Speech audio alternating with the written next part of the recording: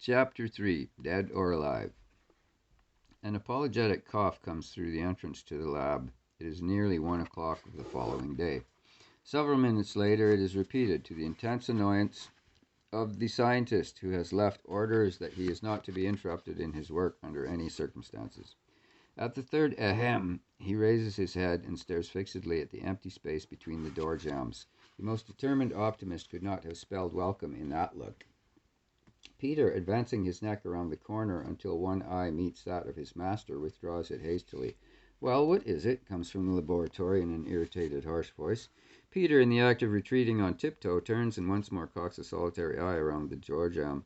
This one feature has the besmeeching look of a dog trying to convey by his expression, not for worlds would he have got in the way of your boot. "Beg pardon, sir, but there's a young—" "Won't see him. But, sir, it's a young lady." "I'm busy. Get out." Peter gulps desperately. "The young lady from—" At this moment, Ralph presses a button nearby. An electromagnet acts, and a heavy plate glass door slides down from above, almost brushing Peter's melancholy countenance, terminating the conversation summarily. Having secured himself against further interruption, Ralph returns to the large glass box over which he has been working, and in which one can see through greenish vapors a dog, across whose heart was strapped a flat glass box filled with a metal-like substance. The substance in the box is radium K. Radium, which has been known for centuries, has the curious property of giving out heat for thousands of years without disintegrating and without apparently obtaining energy from any outside source. In 2009, Anatole M610b9, the great French physicist, found that radium obtained all its energy from the ether of space, and proved that radium was one of the few substances having a very strong affinity for the ether. Radium, he finds, attracts the ether violently, and the latter, surging back and forward through the radium, becomes charged electrically, presenting all other well-known phenomena.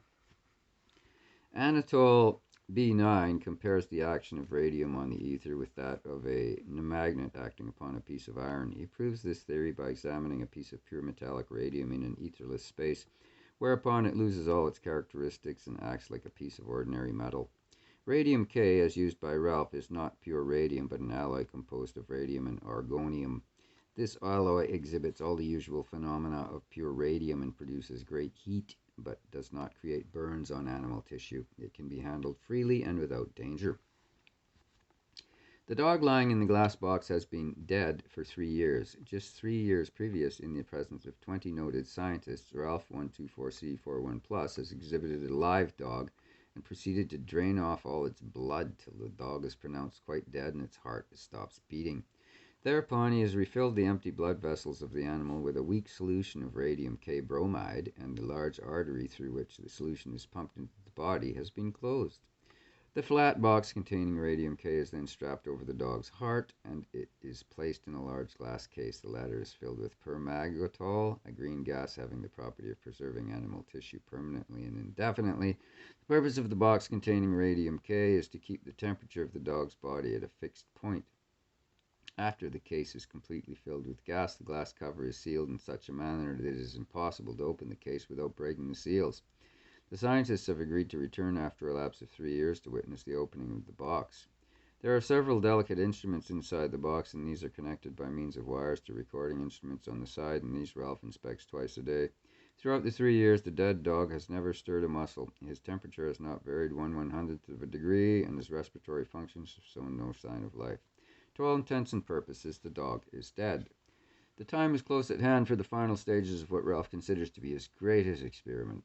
3 years ago, when he faces his fellow scientists at the end of the first stage of his work, he electrified them by announcing that he expected to prove that the dog, which they all pronounced dead, could be restored to life, unharmed, unchanged, and with no more effects upon the dog's spirits, habits, and natures than had the animal taken but a short nap.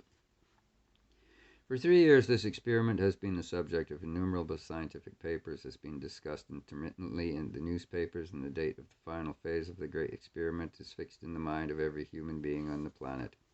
If the experiment succeeds, it means the prolongation of human life over greater periods of Earth's history than has ever been possible. It means that premature death, except through accident, will be ended. Will he succeed? Has he attempted the impossible? Is he challenging nature to a combat only to be worsted? These thoughts are uppermost in his mind as he begins the preparations for the great test of the afternoon. He pumps out the permangutol from the box until the green vapor has completely disappeared. With infinite care, he then forces a small quantity of oxygen into the box. The instruments recording the action of the respiratory organs indicate that the oxygen reaching the dog's lungs has stimulated respiration. This being all he can do for the present, he presses the button that raises the glass barrier and summons Peter by means of another button. The individual, looking a trifle more melancholy than usual, responds at once. "Well, my boy," says Ralph good-humouredly, "the stage is all set for the experiment that will set the whole world by its ears. But you don't look happy, Peter. What's troubling you, dear old soul?" Peter, whose feelings have evidently been lacerated when the door had been lowered in his face, replies with heavy dignity. "Beg pardon, sir, but the young lady is still waiting." "What young lady?" asks Ralph.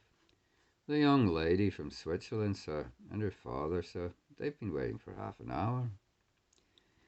If a bomb had exploded that instant, Ralph could not have been more astounded. "She's here, and you didn't call me? Peter, there are no times when I am tempted to throw you out."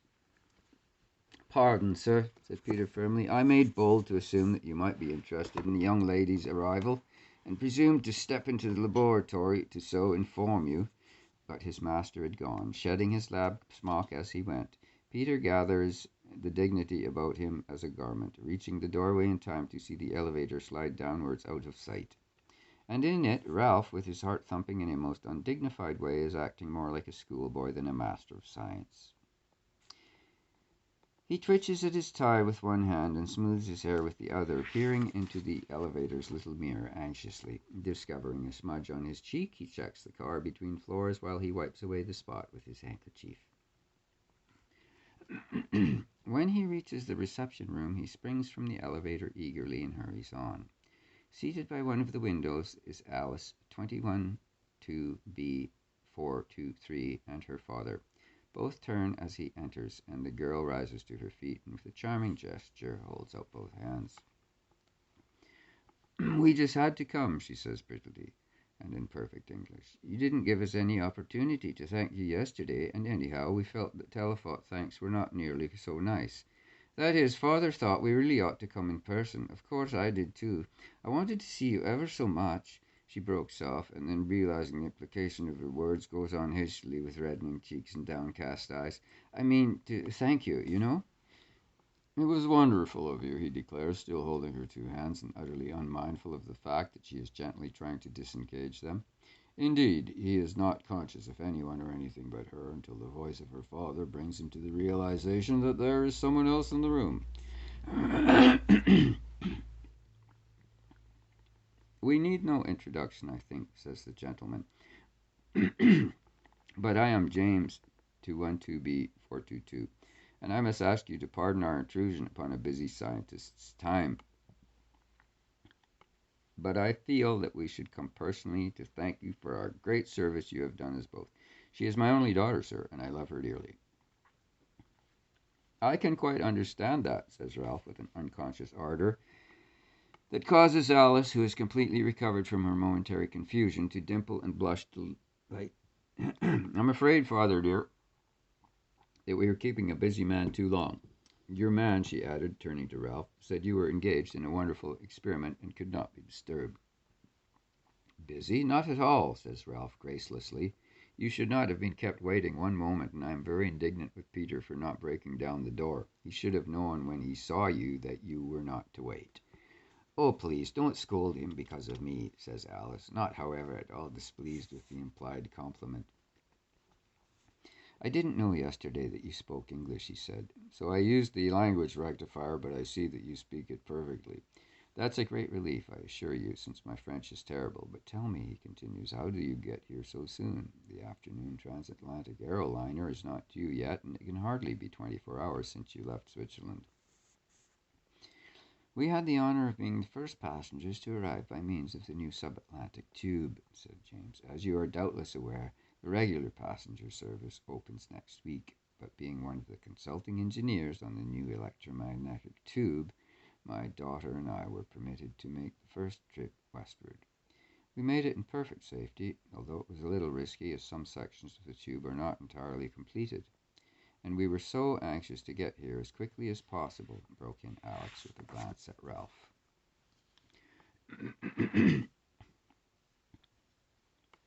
But you shouldn't have risked your lives in an untested tube. And then, tell me all about this new tube. I've been busy with my own work, so I have not followed its progress. It has been most interesting work, said James, and we regard it as quite an achievement in electrical engineering. The tube runs in a straight line between New York and France. If I were to run straight along the bottom of the ocean, the distance between the 2 points would be from 3,600 to 3,700 miles, due to the curvature of the Earth.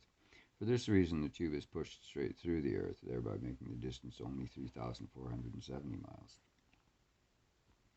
You will understand it better if you examine this chart, and unfolding a plan, he proceeds to elaborate on the finer points of the tube's construction.